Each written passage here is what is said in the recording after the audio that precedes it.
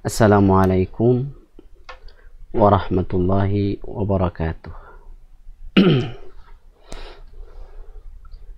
Alhamdulillah, wassalatu wassalamu ala rasulillah wa ala alihi wa ashabihi wa mawalah, amma ba'du.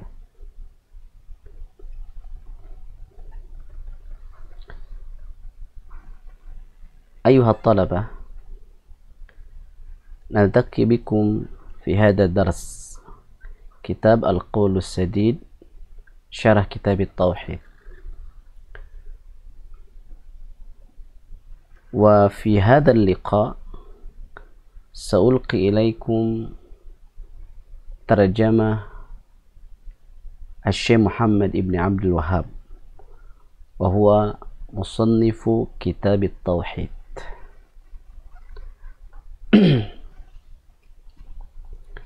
Jadi pada kesempatan ini Ustadz akan menyampaikan biografi singkat Syekh Muhammad bin Abdul Wahab, penulis kitab At-Tauhid.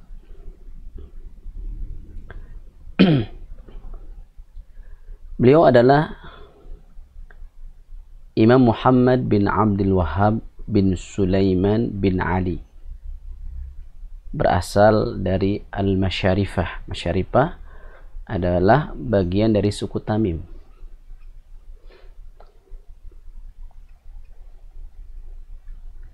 Beliau lahir pada tahun 1115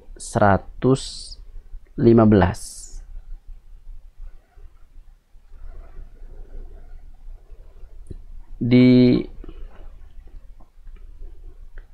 Uyainah, satu daerah namanya Uyainah, bagian dari daerah di Saudi Arabia.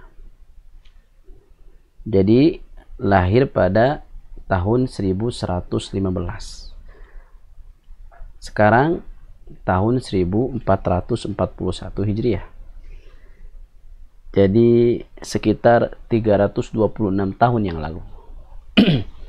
Ini sudah berlalu 3 abad lebih.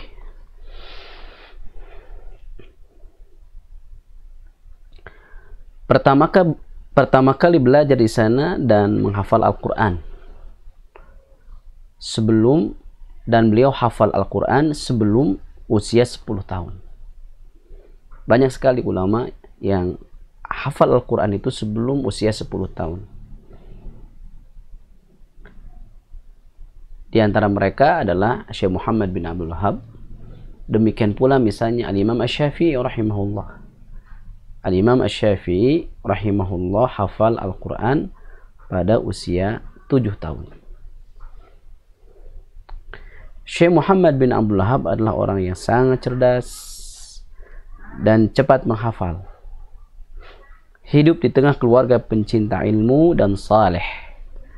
Kakeknya seorang ulama dan bapaknya seorang qadhi. Qadhi itu hakim. Jadi qadhi bahasa Arab. Nah, dalam bahasa Indonesia adalah hakim. Tapi hakim dalam bahasa Arab artinya penguasa.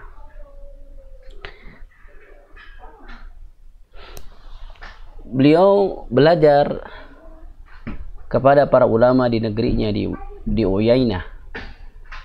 Kemudian melakukan perjalanan ilmiah ke negeri Hijaz. Hijaz adalah daerah sekitar Mekah dan Madinah. Itu namanya Hijaz. Demikian pula belajar di Yaman ke ulama-ulama Yaman dan Basrah. Basrah di Irak. Beliau banyak mendapatkan ilmu dan hafal matan-matan ilmiah. Beliau pun banyak membaca kitab tafsir, hadis, dan usul, terutama kitab-kitab karya Syekhul Islam Ibnu Taimiyah dan muridnya Al-Imam Ibnu Qayyim. Bahkan kedua ulama itu sangat mempengaruhi pemikirannya. Hal itu sangat nampak dalam dakwah beliau, di mana dakwahnya adalah mengembalikan umat kepada Al-Quran dan Sunnah. Demikian pula menjadikan tauhid sebagai dakwah utama. Itulah dakwahnya Syekhul Islam Ibnu Taimiyah, demikian pula muridnya Al-Imam Ibnu Qayyim Al-Jauzi. Setelah perjalanan ilmiahnya, beliau kembali ke tempat orang tuanya, yaitu di Huraimala. Jadi kan sebelumnya beliau lahir di Uyainah dan orang tuanya pindah ke Huraimala. Maka beliau pun mengikuti orang tuanya di Huraimala. Nah, orang tuanya pindah ke Huraimala dari Uyainah karena ada masalah antara beliau dengan penguasa di Uyainah. Kemudian beliau belajar kepada orang tuanya di Huraimala dan mendakwahkan tauhid, juga menjelaskan kebatilan para penyembah kuburan. Jadi demikianlah para ulama kehidupan mereka, perjalanan mereka senantiasa dari satu negeri ke negeri yang lain untuk menuntut ilmu. Al-Imam Asy-Syafi'i rahimahullah misalnya juga belajar di Mekah, dari Mekah ke Madinah, kemudian ke Yaman, kemudian ke Baghdad, kemudian kembali lagi ke Mekah, kemudian kembali lagi ke Baghdad, kemudian pergi ke Mesir dan wafat di Mesir.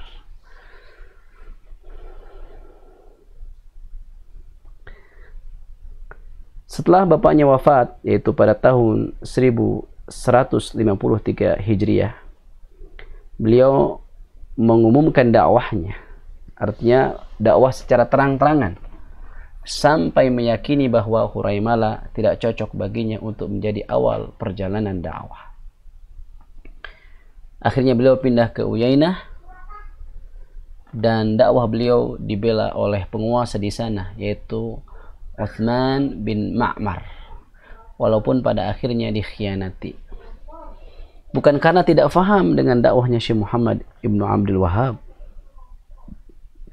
bukan karena tidak yakin dengan dakwahnya Syekh Muhammad bin Abdul Wahhab, tapi karena Utsman bin Ma'mar ini ditekan oleh penguasa yang lebih tinggi, karena khawatir akan kedudukannya, khawatir akan dunia. Jika membela dakwah Syekh Muhammad bin Abdul Wahhab, maka dia akan mengorbankan kedudukan dan kekuasaan yang dimilikinya. Kemudian setelah itu beliau pindah lagi ke daerah yang disebut Dar'iyah. Di sana Allah memberikan kemudahan dengan adanya penguasa yang bernama Muhammad ibnu Sa'ud. Akhirnya dakwahnya pun semakin kuat. Beliau menyebarkan tauhid, menghidupkan sunnah dan mematikan bid'ah. Di sana pun beliau mengajarkan beragam bidang ilmu dan menulis kitab dengan metode salafus saleh. Banyak orang mengambil ilmu dari beliau. Banyak orang yang mengambil ilmu dari beliau di sana, sehingga beliau meninggalkan para murid yang memberikan manfaat kepada Islam dan kaum muslimin. Jadi di Dar'iyah beliau didukung oleh seorang penguasa namanya Muhammad ibnu Sa'ud. Jadi kepala suku di sana namanya Muhammad ibnu Sa'ud. Dan kerjasama antara Syekh Muhammad bin Abdul Wahhab dengan Muhammad ibnu Sa'ud itu membuahkan hasil yang sangat baik. Di antaranya adalah berdirinya negara Saudi Arabia. Makanya Saudi itu diambil dari kata Muhammad ibnu Sa'ud. Kemudian Syekh di sana menulis banyak kitab, dan metode penulisannya adalah metode penulisan salafus salih. Di antara ciri khasnya adalah banyak mencantumkan dalil baik dari Al-Quran maupun sunnah, demikian pula para ulama. Tidak banyak ngelantur tulisannya itu. Wa hada yabdu min kitab tauhid. Kitab tauhid idza ta'ammalna sanajid anna tariqat al-kitabah hiya tariqatus salaf. لذلك بعض العلماء يقول إن كتاب التوحيد في طريقة الكتابة مثل كتاب صحيح البخاري. Jadi cara penulisan kaum salaf, yang diantaranya adalah misalnya kitab tauhid. Makanya sebagian ulama mengatakan bahwa cara penulisan kitab tauhid ini persis seperti cara penulisan kitab Sahih al-Bukhari. Kemudian Jadi di sana beliau banyak murid yang memberikan manfaat kepada Islam dan kaum muslimin, dan itu terasa. Sekarang terasa tidak ada satu negeri pun kecuali merasakan manfaat dari dakwah Syekh Muhammad Ibnu Abdul Wahab, yang diantaranya adalah betul-betul ingin mengembalikan umat kepada Al-Quran dan Sunnah, demikian pula menjadikan tauhid sebagai dakwah utama. Di setiap negeri merasakan dakwah tersebut, dan itu adalah di antara buah dakwahnya Syekh Muhammad Ibnu Abdul Wahab. Allah memberikan umur panjang di daerah Iyah. Beliau berada di sana sekitar 50 tahun yang dihabiskan untuk berdakwah dan mengamalkan dasar-dasar agama. Beliau hancurkan segala fasilitas yang dikeramatkan. Demikian pula pohon-pohon yang dialap berkah. Beliau tegakkan syariat hudud, lagi berjihad dalam rangka menyebarkan dakwah yang akhirnya dakwah tersebar di seantero jazirah Arab. Bahkan sekarang di seluruh dunia kita merasakan buah dari dakwahnya Syekh Muhammad Ibnu Abdul Wahab.